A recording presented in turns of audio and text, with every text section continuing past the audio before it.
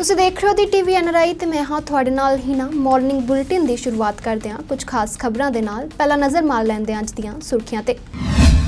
ਪੰਜਾਬ 'ਚ ਕਰੋਨਾ ਮਾਮਲਿਆਂ 'ਚ ਤੇਜ਼ੀ, ਆਕਸੀਜਨ ਸਿਲੰਡਰਾਂ ਦੀ ਵੱਧਦੀ ਮੰਗ। ਕਿਸਾਨ ਅੰਦੋਲਨ ਖਤਮ ਕਰਨ ਲਈ ਸਰਕਾਰ ਵੱਲੋਂ ਆਪਰੇਸ਼ਨ ਕਲੀਨ ਨੂੰ ਲੈ ਗੁਰਨਾਮ ਸਿੰਘ ਚੱਡੂਨੀ ਨੇ ਕੀਤਾ ਵੱਡਾ ਖੁਲਾਸਾ। ਰੂਪਨਗਰ 'ਚ ਜ਼ਮੀਨੀ ਵਿਵਾਦ ਨੂੰ ਲੈ ਆਪਸ 'ਚ ਭਿੜੇ ਚਚੇਰੇ ਭਰਾ, ਸ਼ਰੇਆਮ ਚੱਲੇ ਤੇਜ਼ਧਾਰ ਹਥਿਆਰ। ਗੁਰਦਾਸਪੁਰ ਸ਼ਹਿਰ ਦੇ ਤਿੱਬੜੀ ਰੋਡ ਨੇੜੇ ਸਾਂਝੇ ਪਲਾਟ ਦੇ ਕਬਜ਼ੇ ਨੂੰ ਲੈ ਹੋਈ ਫਾਇਰਿੰਗ, ਪੁਲਿਸ ਵੱਲੋਂ ਇੱਕ ਦੇ ਖਿਲਾਫ ਮਾਮਲਾ ਦਰਜ। ਫਤਿਹਗੜ੍ਹ ਸਾਹਿਬ ਵਿਖੇ ਇੱਕ ਔਰਤ ਦੇ ਕੰਨਾਂ ਦੀਆਂ ਵਾਲੀਆਂ ਖੋਹ ਕੇ ਫਰਾਰ ਹੋਏ ਲੁਟੇਰੇ। ਦਿੱਲੀ ਕਿਸਾਨ ਅੰਦੋਲਨ ਨੂੰ ਮਜ਼ਬੂਤ ਕਰਨ ਲਈ ਗੁਰਦਾਸਪੁਰ ਤੋਂ ਕਿਸਾਨ ਦਿੱਲੀ ਹੋਣਗੇ ਰਵਾਨਾ। ਆਓ ਨਜ਼ਰ ਮਾਰ ਲੈਂਦੇ ਹਾਂ ਕੁਝ ਵਿਸਤਾਰ ਦੇ ਨਾਲ ਇਹਨਾਂ ਖਬਰਾਂ ਤੇ। ਦੇਸ਼ ਭਰ 'ਚ ਕਰੋਨਾ ਦਾ ਕਹਿਰ ਲਗਾਤਾਰ ਜਾਰੀ ਹੈ। ਦੇਸ਼ ਦੇ ਕਈ ਸੂਬਿਆਂ 'ਚ ਸਥਿਤੀ ਪਹਿਲਾਂ ਨਾਲੋਂ ਜ਼ਿਆਦਾ ਖਰਾਬ ਹੁੰਦੀ ਜਾ ਰਹੀ ਹੈ। ਪੰਜਾਬ 'ਚ ਇਸ ਦਾ ਖਾਸ ਅਸਰ ਦੇਖਣ ਨੂੰ ਮਿਲ ਰਿਹਾ ਹੈ। ਪੰਜਾਬ 'ਚ ਕਰੋਨਾ ਵਾਇਰਸ ਦੇ ਮਾਮਲਿਆਂ 'ਚ ਤੇਜ਼ੀ ਨਾਲ ਇਜ਼ਾਫਾ ਹੋ ਰਿਹਾ ਹੈ। ਅਜਿਹੇ 'ਚ ਮਰੀਜ਼ਾਂ ਲਈ ਆਕਸੀਜਨ ਸਿਲੰਡਰ ਦੀ ਡਿਮਾਂਡ ਹੋਰ ਵੱਧ ਗਈ ਹੈ। ਲੋਕ ਆਕਸੀਜਨ ਸਿਲੰਡਰ ਲੈਣ ਦੀ ਪੂਰੀ ਕੋਸ਼ਿਸ਼ ਕਰ ਰਹੇ ਨੇ ਤਾਂ ਜੋ ਆਪਣਿਆਂ ਦੀ ਜਾਨ ਬਚਾਈ ਜਾ ਸਕੇ। ਦੇਸ਼ ਭਰ 'ਚ ਕਰੋਨਾ ਦਾ ਕਹਿਰ ਲਗਾਤਾਰ ਜਾਰੀ ਹੈ। ਦੇਸ਼ ਦੇ ਕਈ ਸੂਬਿਆਂ 'ਚ ਸਥਿਤੀ ਪਹਿਲਾਂ ਨਾਲੋਂ ਜ਼ਿਆਦਾ ਖਰਾਬ ਹੁੰਦੀ ਜਾ ਰਹੀ ਹੈ। ਪੰਜਾਬ 'ਚ ਇਸ ਦਾ ਖਾਸ ਅਸਰ ਦੇਖਣ ਨੂੰ ਮਿਲ ਰਿਹਾ ਹੈ। ਪੰਜਾਬ 'ਚ ਕਰੋਨਾ ਵਾਇਰਸ ਦੇ ਮਾਮਲਿਆਂ 'ਚ ਤੇਜ਼ੀ ਨਾਲ ਇਜ਼ਾਫਾ ਹੋ ਰਿਹਾ ਹੈ। ਅਜਿਹੇ 'ਚ ਮਰੀਜ਼ਾਂ ਲਈ ਆਕਸੀਜਨ ਸਿਲੰਡਰ ਦੀ ਡਿਮਾਂਡ ਹੋਰ ਵੱਧ ਗਈ ਹੈ। ਲੋਕ ਆਕਸੀਜਨ ਸਿਲੰਡਰ ਲੈਣ ਦੀ ਪੂਰੀ ਕੋਸ਼ਿਸ਼ ਕਰ ਰਹੇ ਨੇ ਤਾਂ ਜੋ ਆਪਣਿਆਂ ਦੀ ਜਾਨ ਬਚਾਈ ਜਾ ਸਕੇ। ਆਕਸੀਜਨ ਸਿਲੰਡਰ ਵੇਚਣ ਵਾਲੇ ਅੰਮ੍ਰਿਤਸਰ ਦੇ ਇੱਕ ਵੈਂਡਰ ਨੇ ਦੱਸਿਆ ਕਿ ਇਸ ਸਮੇਂ ਸਥਿਤੀ ਪਹਿਲਾਂ ਤੋਂ ਜ਼ਿਆਦਾ ਖਰਾਬ ਹੁੰਦੀ ਜਾ ਰਹੀ ਹੈ। ਪਹਿਲਾਂ 20,000 ਸਿਲੰਡਰ ਦੀ ਮੰਗ ਸੀ ਪਰ ਹੁਣ ਇਹ ਵੱਧ ਕੇ 50,000 ਹੋ ਗਈ ਹੈ। ਉਹਨਾਂ ਦੱਸਿਆ ਕਿ ਉਹ ਜਿਸ ਕੰਪਨੀ ਤੋਂ ਸਿਲੰਡਰ ਖਰੀਦਦੇ ਨੇ ਉਹ ਵੀ ਭਾਅ ਵਧਾ ਰਹੇ ਨੇ। ਵੈਂਡਰ ਨੇ ਪੀਐਮ ਮੋਦੀ ਨੂੰ ਕਿਹਾ ਕਿ ਅਸੀਂ ਚਾਹੁੰਦੇ ਹਾਂ ਕਿ ਪੀਐਮ ਮੋਦੀ ਕੰਪਨੀਆਂ ਨੂੰ ਸਖਤ ਹਦਾਇਤ ਕਰਨ ਕਿ ਇਸ ਸਮੇਂ ਰੇਟ ਨਾ ਵਧਾਏ ਜਾਣ। ਬੀਤੇ ਦਿਨ ਪ੍ਰਧਾਨ ਮੰਤਰੀ ਨਰਿੰਦਰ ਮੋਦੀ ਨੇ ਦੇਸ਼ 'ਚ ਲੋੜੀਂਦੇ ਮੈਡੀਕਲ ਗ੍ਰੇਡ ਆਕਸੀਜਨ ਦੀ ਪੂਰਤੀ ਯਕੀਨੀ ਬਣਾਉਣ ਲਈ ਇੱਕ ਵਿਆਪਕ ਸਮੀਖਿਆ ਬੈਠਕ ਕੀਤੀ ਸੀ। ਸਿਹਤ, ਇਸਪਾਤ, ਸੜਕ ਆਵਾਜਾਈ ਆਦਿ ਜਿਹੇ ਮੰਤਰਾਲਿਆਂ ਦੇ ਇਨਪੁਟ ਵੀ ਪੀਐਮ ਦੇ ਨਾਲ ਸਾਂਝੇ ਕੀਤੇ ਸਨ। ਪੀਐਮ ਨੇ ਜ਼ੋਰ ਦੇ ਕੇ ਕਿਹਾ ਹੈ ਕਿ ਮੰਤਰਾਲਿਆਂ ਤੇ ਸੂਬਾ ਸਰਕਾਰਾਂ ਦੇ ਵਿੱਚ ਤਾਲਮੇਲ ਯਕੀਨੀ ਕਰਨਾ ਮਹੱਤਵਪੂਰਨ ਹੈ। ਪੀਐਮ ਨੇ 12 ਉੱਚ ਬੋਝ ਵਾਲੇ ਸੂਬਿਆਂ ਮਹਾਰਾਸ਼ਟਰ, ਮੱਧ ਪ੍ਰਦੇਸ਼, ਗੁਜਰਾਤ, ਉੱਤਰ ਪ੍ਰਦੇਸ਼, ਦਿੱਲੀ, ਛੱਤੀਸਗੜ੍ਹ, ਕਰਨਾਟਕ, ਕੇਰਲ, ਤਾਮਿਲਨਾਡੂ, ਹਰਿਆਣਾ, ਰਾਜਸਥਾਨ ਤੇ ਪੰਜਾਬ 'ਚ ਆਉਣ ਵਾਲੇ 15 ਦਿਨਾਂ 'ਚ ਆਕਸੀਜਨ ਦੀ ਆਪੂਰਤੀ ਦੀ ਮੌਜੂਦਾ ਸਥਿਤੀ ਤੇ ਅਨੁਮਾਨਤ ਉਪਯੋਗ ਦੀ ਵਿਸਥਾਰਤਾ ਸਮੀਖਿਆ ਕੀਤੀ। ਇਹਨਾਂ ਸੂਬਿਆਂ 'ਚ ਜ਼ਿਲ੍ਹਾ ਪੱਧਰ ਦੀ ਸਥਿਤੀ ਪੀਐਮ ਮੋਦੀ ਸਾਹਮਣੇ ਰੱਖੀ ਗਈ। ਪ੍ਰਧਾਨ ਮੰਤਰੀ ਨੇ ਦੱਸਿਆ ਕਿ ਕੇਂਦਰ ਤੇ ਸੂਬੇ ਨਿਯਮਿਤ ਸੰਪਰਕ 'ਚ ਨੇ ਅਤੇ ਅਨੁਮਾਨਿਤ ਮੰਗ ਦੇ ਅਨੁਸਾਰ 20 ਅਪ੍ਰੈਲ, 25 ਅਪ੍ਰੈਲ ਤੇ 30 ਅਪ੍ਰੈਲ ਨੂੰ ਸੂਬਿਆਂ ਨਾਲ ਸਾਂਝੇ ਕੀਤੇ ਗਏ ਨੇ। ਇਸ ਦੇ ਮੁਤਾਬਕ 20 ਅਪ੍ਰੈਲ, 25 ਅਪ੍ਰੈਲ ਤੇ 30 ਅਪ੍ਰੈਲ ਨੂੰ ਆਪਣੀ ਅਨੁਮਾਨਿਤ ਮੰਗ ਨੂੰ ਪੂਰਾ ਕਰਨ ਲਈ ਇਹਨਾਂ 12 ਸੂਬਿਆਂ ਨੂੰ 4,880 ਮੀਟ੍ਰਿਕ ਟਨ 5,619 ਮੀਟ੍ਰਿਕ ਟਨ ਵੰਡਿਆ ਗਿਆ ਹੈ। ਬਿਊਰੋ ਰਿਪੋਰਟ ਦੀ ਟੀਵੀ ਐਨਆਰਆਈ। ਹੁਣ ਰੁਕ ਕਰਦੇ ਹਾਂ ਅਗਲੀ ਖਬਰ ਵੱਲ ਨੂੰ ਤਾਂ ਕੱਲ ਖਬਰ ਸਾਹਮਣੇ ਆਈ ਸੀ ਕਿ ਕੇਂਦਰ ਸਰਕਾਰ ਨੇ ਹਰਿਆਣਾ ਸਰਕਾਰ ਨੂੰ ਇੱਕ ਜ਼ਿੰਮੇਵਾਰੀ ਦਿੱਤੀ ਹੈ ਕਿ ਛੇਤੀ ਕਿਸਾਨ ਅੰਦੋਲਨ ਖਤਮ ਕਰਵਾਇਆ ਜਾਵੇ ਤੇ ਜੇਕਰ ਕਿਸਾਨ ਨਹੀਂ ਮੰਨਦੇ ਤਾਂ ਪੈਰਾ ਮਿਲਟਰੀ ਫੋਰਸ ਦੀ ਮਦਦ ਨਾਲ ਕਿਸਾਨ ਅੰਦੋਲਨ ਖਤਮ ਕੀਤਾ ਜਾਵੇ। ਤੇ ਹੁਣ ਸਰਕਾਰ ਵੱਲੋਂ ਆਪਰੇਸ਼ਨ ਕਲੀਨ ਨੂੰ ਲੈ ਗੁਰਨਾਮ ਸਿੰਘ ਚੱਡੂਨੀ ਨੇ ਲਾਈਵ ਹੋ ਕੇ ਵੱਡਾ ਖੁਲਾਸਾ ਕੀਤਾ ਹੈ। ਕੀ ਕਿਹਾ ਉਹਨਾਂ ਨੇ, ਆਓ ਜਾਣਦੇ ਹਾਂ। नमस्कार साथियों, ज़्यादा से ज़्यादा फेसबुक पे जुड़ जाओ और भी जो आपके मित्र प्यारे हैं उनको भी बोलो ज़्यादा से ज़्यादा लाइव पे जुड़ जाएं। आज महत्वपूर्ण बात आपसे करनी है और जितने ज़्यादा लोगों तक बात जाएगी उतना ज़्यादा अच्छा है। तो आप अपने और साथियों को साथ में जोड़ें। जितने भी आपके मित्र प्यारे हैं आपके ग्रुपों में उनको सबको बोलें, सबको जोड़ें ज़्यादा से ज़्यादा ताकि हम अपनी बात शुरू कर सकें।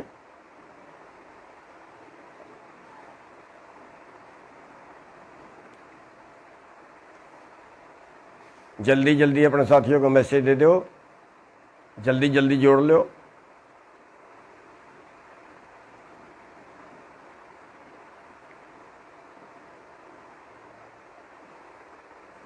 बस हम अपनी बात शुरू करने वाले हैं और आप सभी इसको ज़्यादा से ज़्यादा शेयर करें आगे।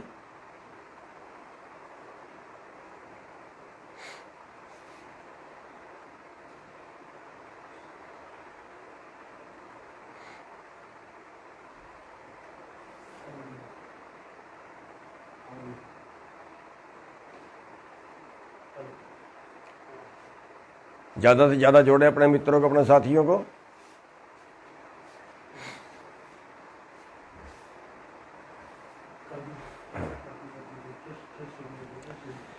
साथियों, आज सुबह से खबर चल रही है, बहुत से लोगों के मैसेज आए, operation clean, operation clean, operation clean, जैसे पता नहीं क्या आफत पड़ने वाली है। पहली बात तो ये है कि ये एक बार अफवाह पहले भी फैलाई गई थी और ये एक अखबार ने ज़्यादा उछाली है। वो अखबार बार बार जानबूझ के गड़बड़ करता है, बीजेपी का दलाल है।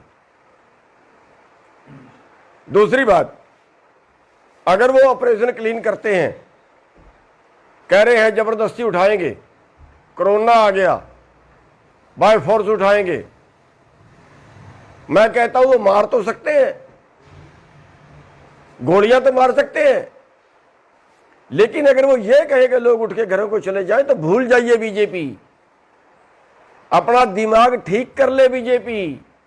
मार तो सकते हैं, 1000 को मार देंगे, 500 को मार देंगे, कोई बात नहीं है, लेकिन एक बात याद रखना, बीजेपी की जड़ें खुद जाएंगी। एक बार तो मार दोगे गोलियां, उसके बाद कहां जाएंगे? गांवों में जाएंगे ना, उसके बाद जनता में जाएंगे ना, फिर वहां क्या हाल होगा इनका? क्या घुसने देंगे लोग? क्या वहां पे जा पाएंगे? ये राजनीति करनी है इनको, इसलिए बीजेपी अपना दिमाग ठीक कर ले, किसी गलतफहमी में मत रहना। ये किसान है, इनके मारे पिट्टे से नहीं भागने वाले, लठ से नहीं भागने वाले, और तुम्हारे दम नहीं है इतना गोलियां मार दो तुम, और मार दोगे तो मार देना, यहीं पे शहीदियां होंगी। मरने के लिए आए हैं हम घर से, भागने के लिए नहीं आए। सुबह से कान पका दिए, ऑपरेशन क्लीन, ऑपरेशन क्लीन, पता नहीं क्या करेंगे। ये बीजेपी क्लीन होगी, बीजेपी को देश से क्लीन कर देंगे, दोबारा ताउम्र निभा पाओगे सत्ता में। सुन ले बीजेपी वाला ध्यान से, आप ऐसे बनाना सोचते हैं ना जैसे आपने मुसलमानों को बदनाम कर दिया, इन्होंने कोरोना फैला दिया, इन्होंने कोरोना फैला दिया, इन्होंने कोरोना फैला दिया, मस्जिद से कोरोना फैल गया, हुआ खड़ा कर दिया। अब आप षड्यंत्र रच रहे हो, किसानों ने कोरोना फैला दिया, किसान नहीं मानते, किसान कोरोना फैलाएंगे। हमें पता है आपके षड्यंत्रों का, और दुनिया भी जानती है, कोई कोरोना वरोना नहीं है, बीजेपी का दलाल हो गया कोरोना। ये अगर बीजेपी वाले ऐसे करा दो ना, पश्चिमी बंगाल में चुनाव बंद करा दो ना, अपने 5 स्टेट में चुनाव बंद, वहां नहीं कोरोना, कोरोना तो वहां भी है। जहां बीजेपी का चुनाव होता है, जहां बीजेपी ने भाषण देना होता है, वहां तो कोरोना नहीं होता। ये किसानों के नाम का कोरोना आ गया, हुआ खड़ा कर रहे हैं, खाम खाम डरा रहे हैं लोगों को, फिर ताकि किसानों को बदनाम कराया जाए, किसान के आंदोलन को बदनाम कराया जाए। ये षड्यंत्र लंबे नहीं चला करते, काट की हंडी बार बार नहीं चढ़ती। आज दे रहे हैं खट्टर साहब बयान,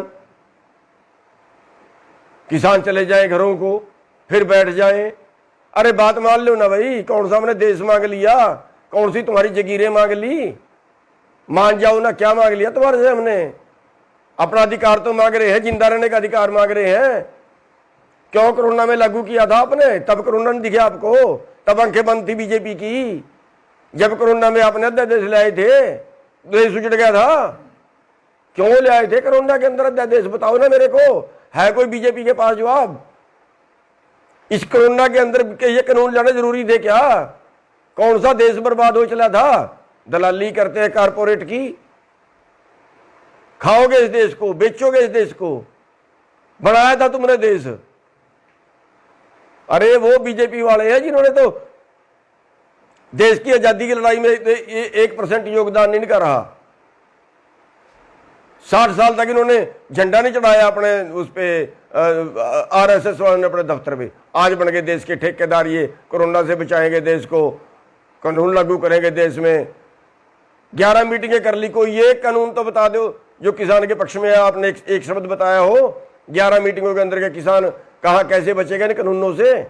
हमने तो आपको लिख के दे दिया, हमने तो बुकलेट छपवा के दे दी, भेज दी सरकार को, जो और मंत्री मांगता उसको भेज दे कि इन कानूनों में काला क्या है। आप छपवाइए ना बुकलेट, बताइए ना देश को कि इन कानूनों से देश की तरक्की कैसे होगी, इन कानूनों से किसान कैसे बचेगा, इन कानूनों से किसान की आमदनी कैसे बढ़ेगी, बताइए ना।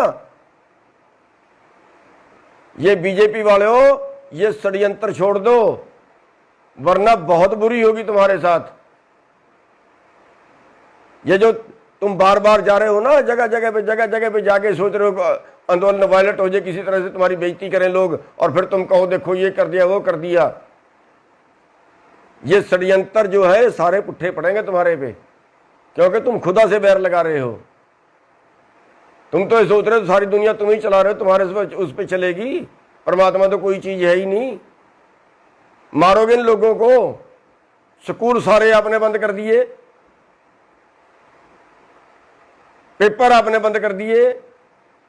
अरे कहां ले जाना चाहते हो इस देश को? कोरोना कोरोना करके बर्बाद करके रख दिया देश। एक भी आदमी धरने पे कोरोना में मरा हो तो बता दो। सारे देश में घूम लिए हम, जब भी पापा के मिलते हैं लोगों को, दूसरे प्रदेशों में भी घूम लिए, एक आदमी को कोरोना हुआ हो तो बता दो।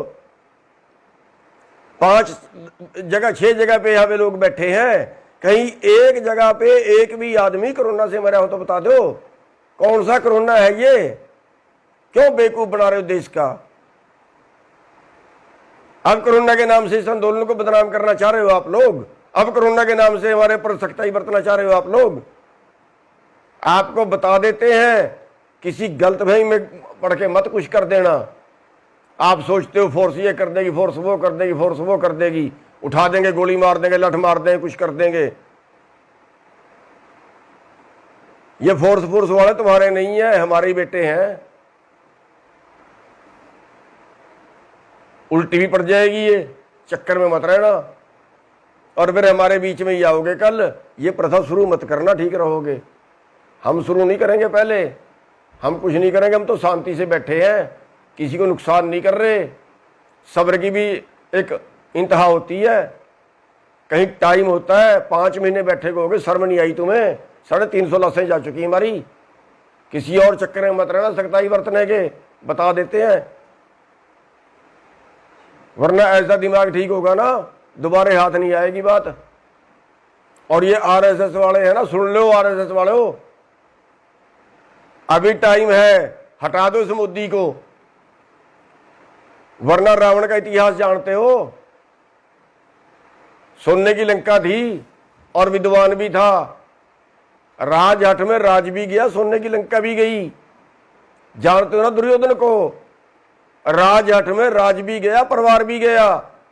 ये तुम्हारा बीजेपी का भी सत्यानाश करके जाएगा, और राज भी जाएगा, देश का भी सत्यानाश करके जाएगा। अगर कहीं देश की कोई वफादारी है ना, बचा लो इस देश को, भगा दो इस मोदी को, तुम्हारी जिम्मेवारी बनती है। राज तुमने लेना है, इस मोदी की खिचड़ कम है, तुम्हारी ज्यादा है। भगाइए इसको भी, बचा लीजिए देश को।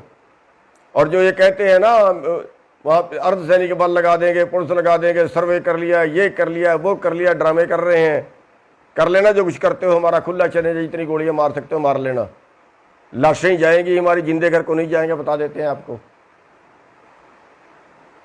और साथियों, इनसे घबराने की जरूरत नहीं है, इनकी गोलियां इतनी नहीं है देश के किसानों को मार दें। इनके पास जेलें नहीं है जो देश के किसानों को जेल में डाल लें। ये साथियों, हम यहाँ पे जमे हुए हैं, और आप एक बात का और ध्यान रखना, सारे देश की निगाह होनी चाहिए इस आंदोलन के ऊपर। अगर यहाँ छोटी सी भी उन्नीस की कोई बात होती है ना, थोड़ी सी भी कोई बात होती है ना, पूरा देश दिल्ली की तरफ कूच कर देना, पूरा देश दिल्ली की तरफ कूच कर देना। रात को कार्रवाई होती है, रात को चल देना, दिन में कार्रवाई हो, दिन में चल देना, सारे काम छोड़ के आ जाना। साथियों, ये आंदोलन हम जीत के जाएंगे, हर कीमत में जीत के जाएंगे। और चैलेंज है बीजेपी को, जो अत्याचार करना चाहती है वो कर ले, लेकिन आंदोलन नहीं हिलेगा अपनी जगह से। इसी चैलेंज के साथ मैं आपसे एक बार फिर सारे भाइयों से रिक्वेस्ट करूंगा कि सब भाइयों की नजरें इस आंदोलन पे होनी चाहिए, और इन बीजेपी वालों को हर जगह पे मुंह तोड़ जवाब दो। और इस आंदोलन में जब तक नहीं हम जीतेंगे, तब तक ये आंदोलन चलता रहेगा, चाहे कोरोना आए, चाहे इनकी पुलिस आए, चाहे कोई और ये षड्यंत्र करें, इनके किसी षड्यंत्र के किसी झांसे से मत आना। आप सबका धन्यवाद। ਗੱਲ ਕਰਦੇ ਹਾਂ ਰੂਪਨਗਰ ਦੀ ਤਾਂ ਜ਼ਿਲ੍ਹੇ ਦੇ ਪਿੰਡ ਚੱਕ ਡੇਰਾ ਵਿੱਚ ਪੁਰਾਣੇ ਚੱਲਦੇ ਆ ਰਹੇ ਜ਼ਮੀਨੀ ਵਿਵਾਦ ਨੂੰ ਲੈ ਕੇ ਆਪਸ ਵਿੱਚ ਚਚੇਰੇ ਭਰਾ ਭਿੜ ਗਏ। ਦੇਖਦੇ ਹੀ ਦੇਖਦੇ ਵਿਵਾਦ ਇਸ ਕਦਰ ਵੱਧ ਗਿਆ ਕਿ ਦੋਵੇਂ ਧਿਰਾਂ ਵੱਲੋਂ ਹਥਿਆਰ ਤੱਕ ਕੱਢ ਲਏ ਗਏ। ਇਸ ਝਗੜੇ ਦੌਰਾਨ ਦੋਵੇਂ ਧਿਰ ਦੇ ਮੈਂਬਰ ਜ਼ਖਮੀ ਹੋ ਗਏ ਨੇ, ਜਿਨ੍ਹਾਂ ਨੂੰ ਰੂਪਨਗਰ ਸਿਵਲ ਹਸਪਤਾਲ ਵਿਖੇ ਦਾਖਲ ਕਰਵਾਇਆ ਗਿਆ ਹੈ।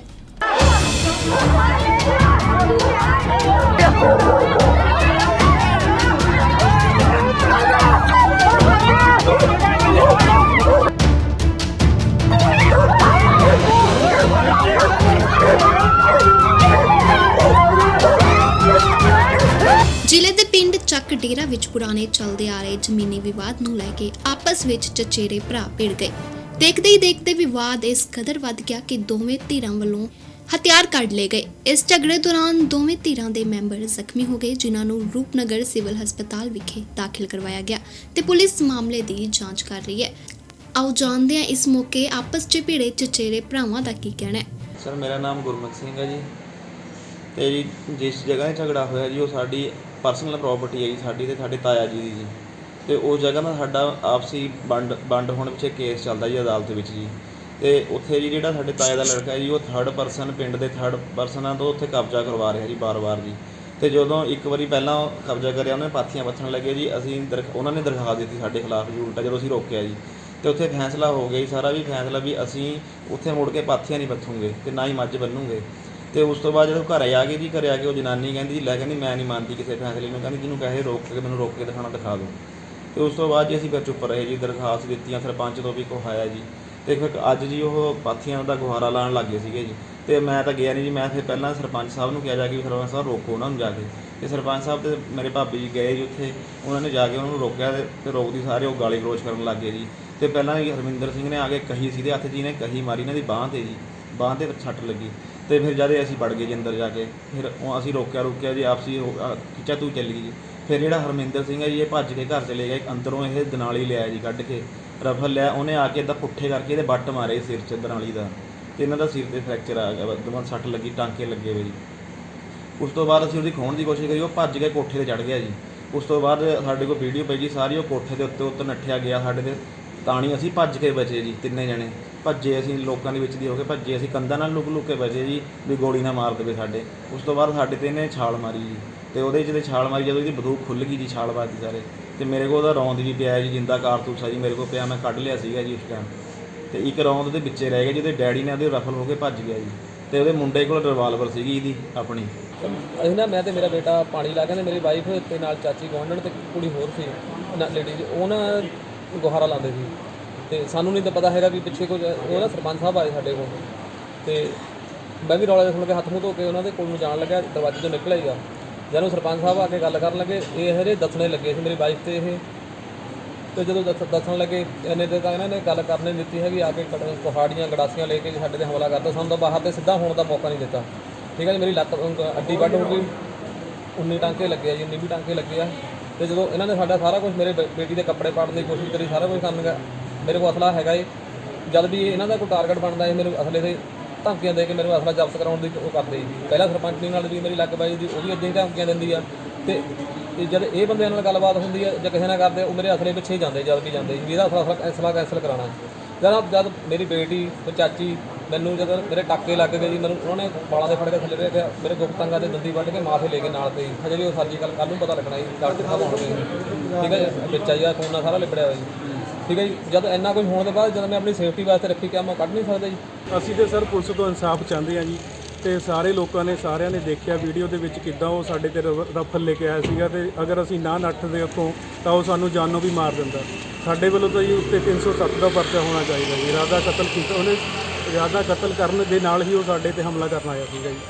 ਤੇ ਰਿਵਾਲਵਰ ਵੀ ਰਫਲ ਵੀ ਦੋਨੇ ਚੀਜ਼ਾਂ ਸਾਰੀਆਂ ਸਰ ਵੀਡੀਓ ਦੇ ਵਿੱਚ ਦਿਖ ਰਹੀਆਂ ਹੈ। ਉੱਥੇ ਇਸ ਮੌਕੇ ਪੁਲਿਸ ਅਧਿਕਾਰੀ ਦਾ ਕੀ ਕਹਿਣਾ ਹੈ, ਇਹ ਵੀ ਜ਼ਰਾ ਸੁਣੋ। ਚੱਕ ਡੇਰ 'ਚ ਹੋਇਆ ਝਗੜਾ, ਤਾਂ ਆਪਾਂ ਇਹਦੇ ਵਿੱਚ ਉਹ ਬਿਆਨ ਲਿਖੀ ਕਿ ਜੋ ਉਹਦਾ ਜਿਹੜਾ ਕਸੂਰ ਹੋਗਾ ਤਾਂ ਮੁਕੱਦਮਾ ਦਰਜ ਕੀਤਾ। ਨਹੀਂ ਕੋਈ ਅਸਲੇ ਦਾ ਵੀ ਵਿੱਚ ਮਸਲਾ ਹੈਗਾ ਉੱਤੇ? ਹਾਂਜੀ ਕਹਿੰਦੇ ਹੈ ਕਿ ਅਸਲਾ ਦਿਖਾਇਆ ਮੈਨੂੰ। ਉਹਦੇ 'ਤੇ ਕੋਈ ਕਾਰਵਾਈ ਹੈ ਤਾਂ ਸਾਡੀ ਕਰਾਂਗੇ, ਜੋ ਵੀ ਕਾਨੂੰਨੀ ਕਾਰਵਾਈ ਅਸੀਂ ਕਰਾਂਗੇ। ਰੂਪਨਗਰ ਤੋਂ ਸੱਜਣ ਸਿੰਘ ਸੈਣੀ ਦੀ ਰਿਪੋਰਟ ਦੇ ਨਾਲ ਦੀ ਟੀਵੀ NRI। ਗੁਰਦਾਸਪੁਰ ਦੀ ਜੇਕਰ ਗੱਲ ਕਰੀਏ ਤਾਂ ਗੁਰਦਾਸਪੁਰ ਸ਼ਹਿਰ ਦੇ ਪੋਸ਼ ਇਲਾਕੇ 'ਚ 7 ਨੰਬਰ ਸਕੀਮ ਨੇੜੇ ਜ਼ਮੀਨੀ ਵਿਵਾਦ ਦੇ ਮਾਮਲੇ ਨੂੰ ਲੈ ਕੇ ਦੋ ਧਿਰਾਂ ਵਿੱਚ ਹੋਈ ਤਕਰਾਰ। ਉੱਥੇ ਇੱਕ ਧਿਰ ਵੱਲੋਂ ਕੀਤੀ ਗਈ ਫਾਇਰਿੰਗ। ਦੱਸਿਆ ਜਾ ਰਿਹਾ ਹੈ ਕਿ 2 ਰਾਊਂਡ ਫਾਇਰ ਵੀ ਹੋਏ। ਮੌਕੇ ਤੇ ਪਹੁੰਚੀ ਪੁਲਿਸ ਨੇ ਫਾਇਰਿੰਗ ਕਰਨ ਵਾਲੇ ਕੁਝ ਵਿਅਕਤੀਆਂ ਨੂੰ ਹਿਰਾਸਤ ਦੇ ਵਿੱਚ ਲੈ ਲਿਆ ਤੇ ਉੱਥੇ ਹੀ ਪੁਲਿਸ ਗੁਰਦਾਸਪੁਰ ਦੇ DSP ਨੇ ਦੱਸਿਆ ਹੈ ਕਿ ਇੱਕ ਦੇ ਖਿਲਾਫ ਤਾਂ ਮਾਮਲਾ ਦਰਜ ਕਰ ਲਿਆ ਗਿਆ ਅਤੇ ਜਾਂਚ ਕੀਤੀ ਜਾ ਰਹੀ ਹੈ।